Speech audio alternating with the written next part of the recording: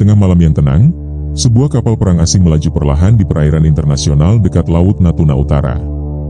Gelombang radio di anjungan kapal dipenuhi suara operator yang membaca sinyal radar. Namun, tiba-tiba, alarm berbunyi. Di layar radar, titik-titik bergerak mendekat, bukan satu, tapi beberapa sekaligus. Kapal cepat, pesawat patroli maritim, dan sinyal sonar kapal selam. Semuanya berasal dari satu arah, Indonesia. Kapten kapal itu terdiam sesaat. Dia tahu ini bukan wilayah yang bisa disepelekan.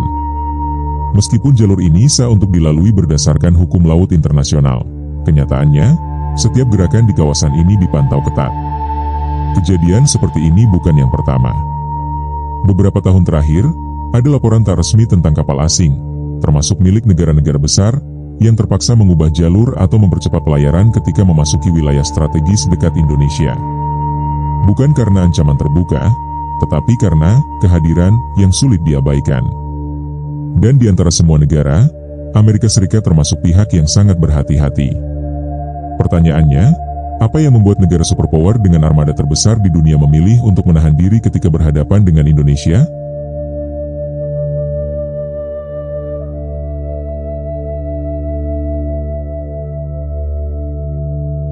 Dalam geopolitik modern, peta dunia bukan hanya soal garis batas negara. Ia adalah jaringan jalur logistik yang menghubungkan pusat-pusat perdagangan, sumber energi, dan pangkalan militer. Indonesia berdiri di titik temu jalur laut strategis, menghubungkan Samudra Hindia dan Pasifik melalui Selat Malaka, Selat Lombok, dan Selat Sunda. Menurut data ISS Military Balance, lebih dari 40% perdagangan dunia melewati perairan Indonesia setiap tahunnya, termasuk minyak dan gas dari Timur Tengah menuju Asia Timur. Di utara, Laut Cina Selatan menjadi titik panas yang melibatkan Cina, negara-negara ASEAN, dan kekuatan eksternal seperti Amerika. Di selatan, Australia bersama Amerika dan Inggris membentuk AUKUS, sebuah perjanjian pertahanan yang mempercepat pengadaan kapal selam nuklir dan teknologi militer canggih. Indonesia berada tepat di antara dua jalur ini, menjadi gerbang ganda yang bisa memengaruhi arus logistik militer dan perdagangan dunia. Bagi Amerika, stabilitas di jalur ini adalah kepentingan vital, dan itu berarti menjaga hubungan dengan Indonesia adalah keharusan.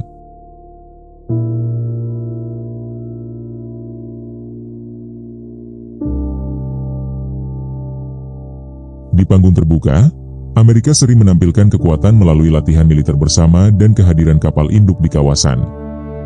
Namun, di balik layar, mereka tahu bahwa Indonesia memiliki kapabilitas yang tidak bisa diremehkan. Di bawah kepemimpinan Menteri Pertahanan Prabowo Subianto, Indonesia melakukan modernisasi militer yang bersifat diam-diam tapi signifikan. Kerjasama dengan Turki menghasilkan drone tempur dan kendaraan lapis baja modern. Dari Prancis, Indonesia memesan pesawat tempur Rafale dan kapal selam Skorpene. Rusia menawarkan sistem pertahanan udara jarak jauh, sementara kerjasama dengan Singapura fokus pada pertukaran intelijen maritim. Data dari Global Firepower menempatkan Indonesia di posisi 13 dunia dalam total kekuatan militer. Tapi angka itu hanya sebagian cerita. Kekuatan tersembunyi Indonesia terletak pada kemampuannya menggabungkan keunggulan geografi dengan teknologi deteksi, seperti radar over the horizon yang mampu memantau pergerakan hingga ratusan kilometer di luar wilayah teritorial.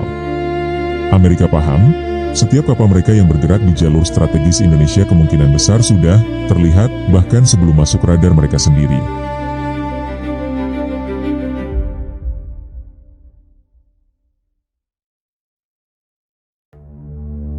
Strategi pertahanan Indonesia tidak dibangun untuk menantang negara tertentu secara langsung, melainkan untuk memastikan bahwa setiap potensi ancaman harus berpikir dua kali sebelum bertindak.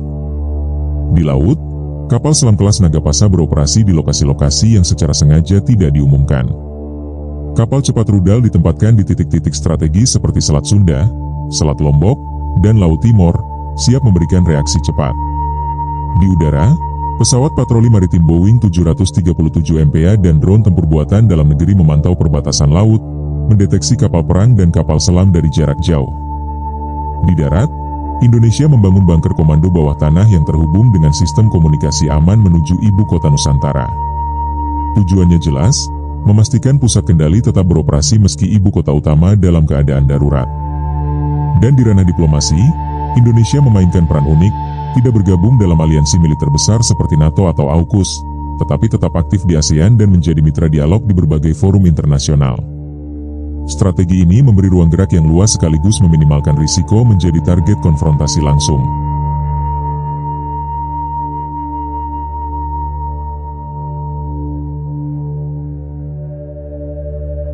Bayangkan ketegangan memuncak di Laut Natuna. Sebuah kapal perang Amerika memasuki zona yang oleh Indonesia diklaim sebagai wilayah kedaulatan. Sistem radar pantai langsung mengirimkan sinyal peringatan ke pusat komando di Jakarta. Dalam hitungan menit, drone pengintai dan pesawat patroli maritim lepas landas. Kapal cepat rudal bergerak ke posisi intersepsi. Kapal selam Indonesia yang sudah berada di jalur itu mulai mengunci posisi target dari bawah permukaan laut, sementara pusat komando memantau setiap pergerakan melalui jaringan satelit dan radar OTH. Tekanan diplomatik segera meningkat. Kedutaan Besar Amerika di Jakarta mendapat panggilan resmi dari Kementerian Luar Negeri, sementara media internasional mulai menyorot perkembangan ini. Amerika menghadapi dilema, melanjutkan operasi dengan risiko eskalasi, atau menarik kapal demi menghindari konfrontasi yang bisa merusak citra globalnya.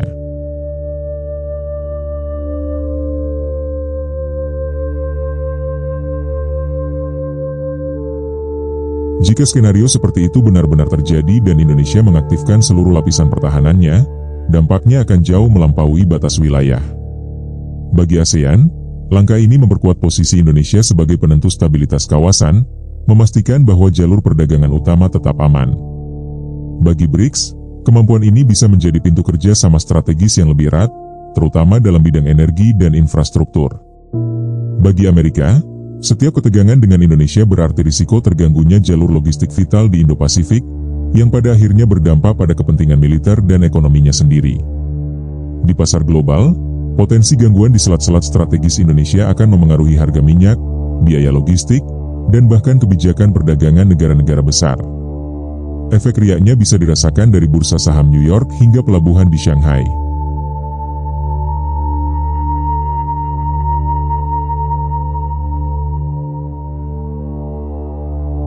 Alasan Amerika tidak berani bertindak semena-mena terhadap Indonesia bukan hanya soal kekuatan militer, tetapi karena kombinasi yang jarang dimiliki negara lain, posisi geografis yang vital, kapabilitas pertahanan berlapis, dan strategi diplomasi yang cermat. Indonesia tidak menempatkan dirinya sebagai pihak yang mencari konflik. Sebaliknya, ia memposisikan diri sebagai penjaga jalur perdagangan dunia, pemegang kendali atas pintu-pintu laut yang menghubungkan dua samudra. Bagi rakyat Indonesia, memahami fakta ini adalah bagian dari kesadaran nasional, bahwa keamanan negara bukan hanya urusan militer, tetapi hasil dari visi strategis yang konsisten.